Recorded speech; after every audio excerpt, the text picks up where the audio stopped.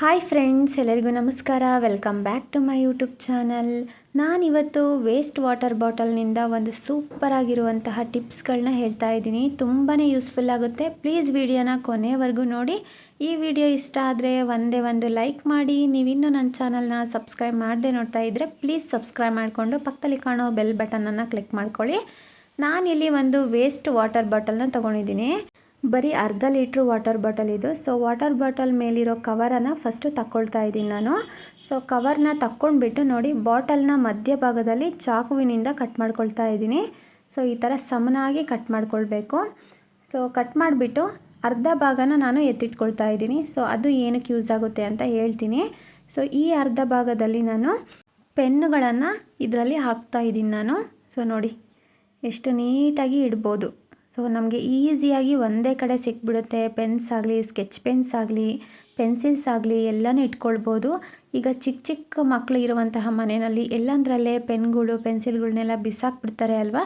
ಈ ಥರ ವೇಸ್ಟ್ ಬಾಟಲ್ನಿಂದ ನಾವು ಈ ರೀತಿ ಮಾಡ್ಕೊಳ್ಬೋದು. ನೋಡಿ, ಎಲ್ಲ ಒಂದೇ ಕಡೆ ಸಿಕ್ಬಿಡುತ್ತೆ. ಈಸಿಯಾಗಿ ಸ್ಟಡಿ ಟೇಬಲ್ ಮೇಲೆ ಇಟ್ಕೊಳ್ಬೋದು. ಸೊ ನೋಡಿ ಎಷ್ಟು ಚೆನ್ನಾಗಿದೆ ಅಲ್ವಾ ಟಿಪ್ಪು. ಸೊ ಸೆಕೆಂಡ್ ಟಿಪ್ಸ್ ಬಂದುಬಿಟ್ಟು ನೋಡಿ, ಅರ್ಧ ಭಾಗ ನಾನು ಬಾಟಲ್ನ ತೆಗೆದಿಟ್ಕೊಂಡಿದ್ದೆ ಅಲ್ವಾ. ಸೊ ಅದನ್ನು ಪೆಟ್ರೋಲ್ ಹಾಕೋದಕ್ಕೆ ಯೂಸ್ ಮಾಡ್ತಾ ಇದ್ದೀನಿ. ಸೊ ಲಾಲ್ಕೆ ಇಲ್ದಾಗ ಈ ರೀತಿ ಬಾಟಲ್ನ ಕಟ್ ಮಾಡಿಬಿಟ್ಟು ಸೊ ಮೇಲ್ಭಾಗದ್ದು ಈ ಥರ ಇಟ್ಬಿಟ್ಟು ನಾವು ಪೆಟ್ರೋಲ್ನ ಈಸಿಯಾಗಿ ಹಾಕ್ಕೊಳ್ಬೋದು. ಒಂದು ಡ್ರಾಪ್ ಕೂಡ ಕೆಳಗೆ ಚೆಲ್ಲೋದಿಲ್ಲ.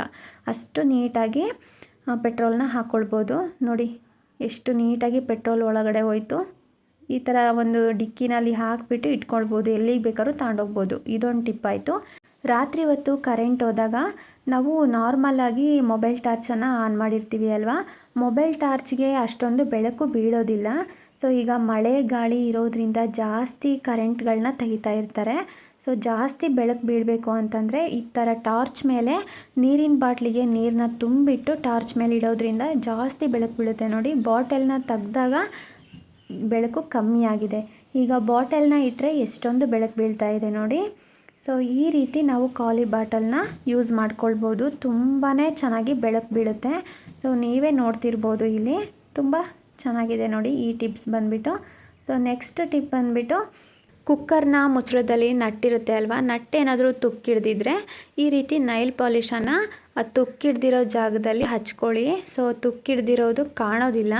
ಹೊಸ ಕುಕ್ಕರ್ ಏನಾದರೂ ತೊಗೊಂಡಾಗ ಮುಂಚೆನೇ ಈ ರೀತಿ ನೈಲ್ ಪಾಲಿಶನ್ನು ನಟ್ಗಳಿಗೆ ಹಚ್ಚಿ ಇಟ್ಬಿಟ್ರೆ ತುಕ್ಕಿಡಿಯೋದೇ ಇಲ್ಲ, ಚೆನ್ನಾಗಿ ಬಾಳಿಕೆ ಬರುತ್ತೆ. ಹಾಗೆ ಸ್ಟೀಲ್ ಪ್ಲೇಟ್ಗಳಿಗೆ ನಟ್ಗಳು ಏನಾದರೂ ತುಕ್ಕಿಡ್ದಿದ್ರೆ ಈ ರೀತಿ ನೈಲ್ ಪಾಲಿಶನ್ನು ಹಚ್ಚಿಬಿಟ್ಟು ಇಟ್ಕೊಳ್ಳಿ, ತುಕ್ಕಿಡಿಯೋದಿಲ್ಲ. ಹಾಗೆ ಚೆನ್ನಾಗಿ ಬಾಳಿಕೆ ಬರುತ್ತೆ. ನೀವು ಕೂಡ ಈ ರೀತಿ ಟ್ರೈ ಮಾಡಿ ನೋಡಿ. ಖಂಡಿತವಾಗ್ಲೂ ನಿಮಗೆ ಈ ಟಿಪ್ಸು ಇಷ್ಟ ಆಗುತ್ತೆ. ಸೊ ನೆಕ್ಸ್ಟ್ ಟಿಪ್ ಬಂದುಬಿಟ್ಟು, ಶಾಂಪೂನ ನಾವು ಬಳಸಿರ್ತೀವಿ. ಅರ್ಧ ಶಾಂಪು ಏನಾದರೂ ಉಳಿದಿದ್ರೆ ಸೊ ಹಾಗೆ ಇಟ್ಬಿಟ್ರೆ ಶಾಂಪು ಎಲ್ಲ ಕಡೆಗೆ ಚೆಲ್ಲೋಗಿಬಿಡುತ್ತೆ ಅಲ್ವಾ. ಸೊ ಚೆಲ್ಲಿಲ್ದಂಗೆ ಬಟ್ಟೆಗೆ ಹಾಕೋ ಕ್ಲಿಪ್ ಇರುತ್ತೆ ಅಲ್ವಾ, ಈ ರೀತಿ ಕ್ಲಿಪ್ಪಿಂದ ಈ ರೀತಿ ಇಟ್ಬಿಟ್ರೆ ಶಾಂಪು ಚೆಲ್ಲೋದಿಲ್ಲ, ನೀಟಾಗಿರುತ್ತೆ. ಸೊ ನಾವು ಈಸಿಯಾಗಿ ಯೂಸ್ ಮಾಡ್ಬೋದು. ನೋಡಿ ಎಷ್ಟು ಈಸಿಯಾಗಿದೆ ಅಲ್ವಾ ಈ ಟಿಪ್ಸು. ಸೊ ನಿಮಗೆ ಖಂಡಿತವಾಗ್ಲೂ ಈ ಟಿಪ್ಸ್ ಕೂಡ ಇಷ್ಟ ಆಗುತ್ತೆ. ಟ್ರೈ ಮಾಡಿ ನೋಡಿ ಒಂದು ಸಲ. ಸೊ ಇವಾಗ ಲಾಸ್ಟ್ ಟಿಪ್ಪನ್ನು ನೋಡೋಣ. ಸೊ ನಮಗೆ ಬೇಕಾಗಿರೋ ಟಿಪ್ ನೋಡಿ, ಅಡುಗೆ ಮನೆಗೆ ತುಂಬಾ ಯೂಸ್ಫುಲ್ ಆಗಿರುವಂತಹ ಟಿಪ್ಸ್ ಇದು. ಸೊ ಖಾಲಿ ವಾಟರ್ ಬಾಟಲ್ನ ಮುಚ್ಚಳಗಳು ಇರುತ್ತೆ ಅಲ್ವಾ, ಆ ಮುಚ್ಚಳಗಳು ಏನಕ್ಕೂ ಯೂಸ್ ಆಗೋದಿಲ್ಲ ಅಂತ ಅಂದ್ಕೊಳ್ತೀವಿ ನಾವು. ತುಂಬಾ ಯೂಸ್ ಆಗುತ್ತೆ ನೋಡಿ ಈ ಮುಚ್ಚಳಗಳಿಂದ. ಎಷ್ಟು ಯೂಸ್ಫುಲ್ ಆಗಿರುವಂತಹ ಐಡಿಯಾ ಇದೆ ಅಂತ.